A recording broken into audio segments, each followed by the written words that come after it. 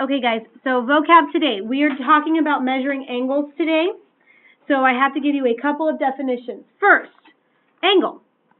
An angle is formed by two rays with the same endpoint. So when we have two rays that come together, they form an angle. Now, there are several ways to name an angle. So I want to make sure that you all understand this and we know what we're talking about. Here's our angle. It has 3 points on it, point B, point A, and point C. There's also a little number 1 inside of the angle. The way that we name angles, we can name angles by the vertex only. So this symbol means angle. If an angle is off in space on the page by itself, so if this is the only angle written, we can identify it by its vertex, which is the corner of the angle. Okay, so we could call this whole angle that's shown angle A, and I would know what you're talking about.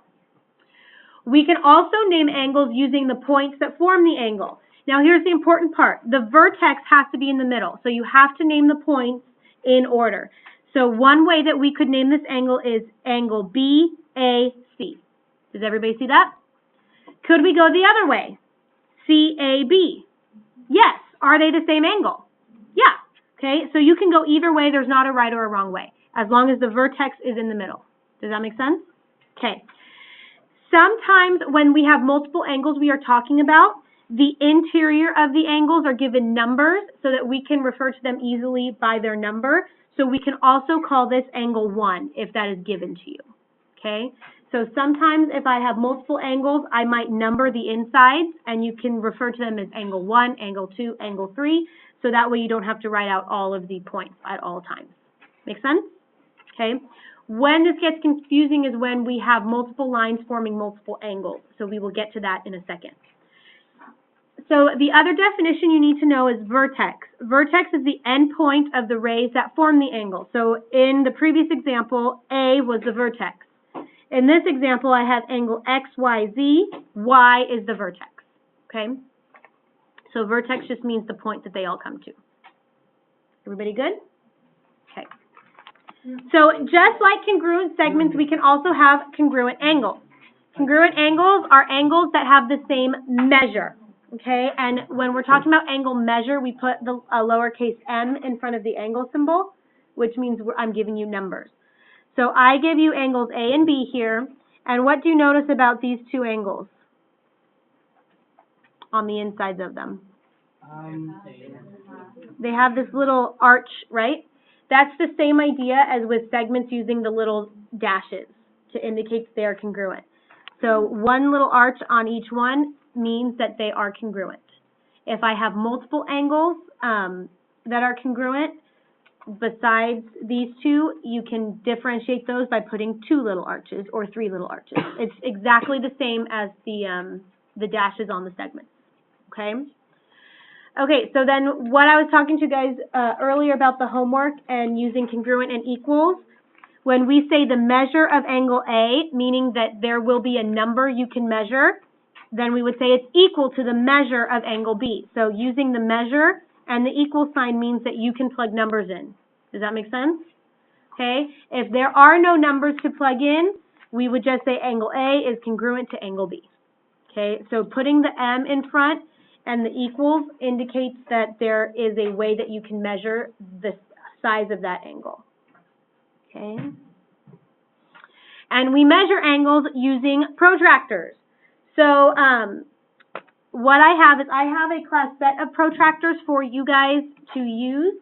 I do not have enough for you to borrow it and take home. So when I give out the homework today, there are a couple of problems that need a protractor for you to measure. I would suggest you do those first so that you can use the protractors.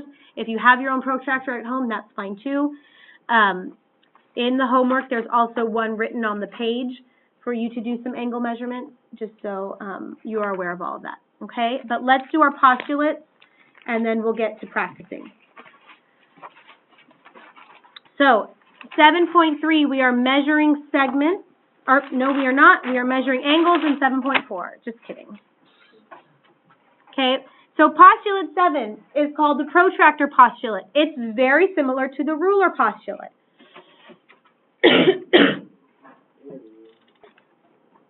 That every ray on an angle can be paired with a number to find the angle measure, and that is how we use a protractor. Okay? Basically, the protractor postulate says that we can use a protractor to measure angles. So on your homework, you'll be given 5 different angles, and I do want you to measure them. So with your protractor, I'm going to do this one. Usually there's a little dot or a little line. We line that up with the vertex, and we want the base or the bottom leg of the angle to be straight with the edge of the protractor. Sometimes there's a little line for you to measure it up against. It just depends. And then we extend that ray all the way to the number. Now, if you guys notice, it starts from 0 all the way to 180, and then on the outside goes from 180 or 0 all the way to 180, going the opposite way. That's for depending on which direction your angle is opening, okay? So this angle, I line it all up, and I extend the ray, and because I'm starting at 0 here, I use the inside, and it looks like it's extending to just past 30, I would say maybe 31 or 32, okay? And that's how you measure it. That's it, right? I just want the degrees. So we would say on this one, it's extending to here, and I think that's 2 past. So I would say 32 degrees. If it's 1 degree off, that's fine. I understand that there's some room for error here. I got that the inside number and the outside number, but you use the inside number if that's the angle, or use outside number if it's not too. No, it just depends on which direction it's opening. Because angle measure is always positive. So it's just like measuring segments. You should never have negative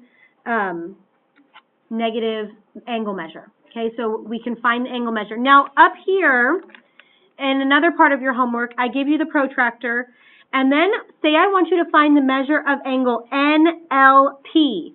That doesn't line up with 0. How could I do that? Protractor. They give you the protractor. How could I do that? Subtract. So LP goes to, you'd have to decide if you're going to go from top numbers or bottom numbers, but either one will give you the same. So you guys want to use the big ones?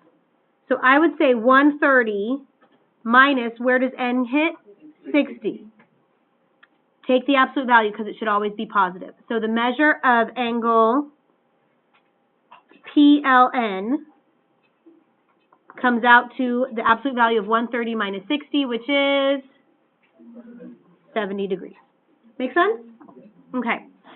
So here's also what you need to know. There are 4 types of angles. So you need to be able to tell me what type of angle an angle is. We have acute angles. Acute angles have measure that is greater than 0 but less than 90. So not less than or equal to, less than 90. Because there's a special type of angle that has 90 degrees. It's called a right angle. We indicate that something is a right angle by the little square in your angle. If that little square is not there, you cannot assume that it is a right angle, okay, unless you measure it. Obtuse angles are angles that are between 90 and 180. Again, they cannot be equal to 90 or 180. It has to be one or the other. And then if we have a straight line is equal to 180 degrees, or we call that a straight angle as well. So if 2 angles form a straight line, we know that they add up to 180. Postulate 8 is called the angle addition postulate, and it's exactly the same as the segment addition postulate. If point B is in the interior, meaning inside angle AOC, then the measure of angle AOB plus the measure of angle BOC is equal to the measure of angle AOC. And then here's a picture for you. Here's my angle AOC. B is in the interior, meaning it's on the inside of the angle. So we can conclude that the measure of angle AOB plus the measure of BOC is equal to the entire measure of AOC. That should make sense, right? If you add the two inside ones, it adds up to the whole one. So our one and only example, the measure of angle NMO is equal to 3x plus 2. So I'm actually going to write that into the angle. So I put the one little arch to indicate that I'm talking about that. And then I'm going to just label it as 3x plus 2, just so we can kind of visualize what's going on. Okay. Then I tell you that the measure of angle OMP, so I need to put two arches because I don't know that it's equal to the other angle, is 4x minus 10. No, it's not. Nope. That's called this angle bisector, which we are not there yet. Okay. And then I tell you that the whole thing comes out to 132. So what do I know about this piece and this piece? They add up to what? 132. So let's do it. 3x plus 2. How do you do a one like arch thing to signify is that the whole thing? You can do a whole large one, or we can just add them together. Plus 4x minus 10. I tend to like when you substitute the very first time to put parentheses, but since we're just adding, none of the values change, so we don't need them. They're only important when we're doing which one? Not adding, but subtracting, because that changes the value, right? Are we going to be multiplying on homework? Equals 132. Okay, guys, so let's combine like terms. 3x plus 4x gives me what? 7x. Let me change colors. And then 2 minus 10 is minus 8 equals 132. This should be so easy to solve. What's next? You add 8. Add 8. You get 7x equals 140. 7x equals 140. Divide by 7, so we get x That's equals 20. 20. And then we can plug that in to find each of the angles, right? Yeah. That's it.